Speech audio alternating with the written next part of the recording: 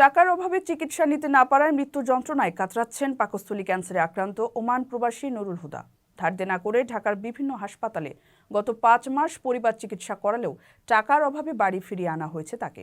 এখন অভাবের সংসারে ব্যয়বহুল এই চিকিৎসা করানো বেকার বাবার উপর যেন মরার উপর খাঁড়ার ঘা। গণমাধ্যমের প্রতিবেদন থেকে জানা যাচ্ছে, নুরুল হুদা নোয়াখালীর কবিরহাট উপজেলার ধানসিঁড়ি ইউনিয়নের মাওলানা বেলাল উদ্দিনের ছেলে। 5 ভাই 1 বোনের মধ্যে তিনি পঞ্চম। জীবিকার তাগিদে 2022 সালের 21 ডিসেম্বর ওমানে পাড়ি জমান। ভাগ্যের নির্মমতায় বছর ঘুরতে না ঘুরতেই মরণব্যাধি ক্যান্সারে আক্রান্ত হয় এই রেমিটেন্স যোদ্ধা। বাবা মাওলানা বেলাল উদ্দিন জানান, প্রবাসী অসুস্থ হয়ে পড়লে তাকে ওমানের একটি হাসপাতালে নেওয়া হয়। তখন ডাক্তাররা তাকে দেশে পাঠানোর জন্য বললে মালিকপক্ষ দেশে পাঠিয়ে দেন। দেশে পরীক্ষা নিরীক্ষা করে জানা যায় নুরুল হুদা মরণব্যাধি পাকস্থলী ক্যান্সারে আক্রান্ত।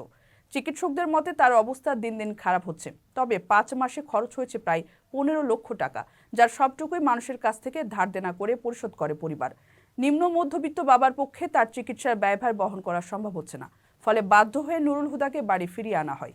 এখন বসত ঘরের একটি কক্ষে ধুকে ধুকে মৃত্যুর প্রহর গুনছে দুরারোগ্য মরণ ব্যাধিতে আক্রান্ত নুরুল হুদা।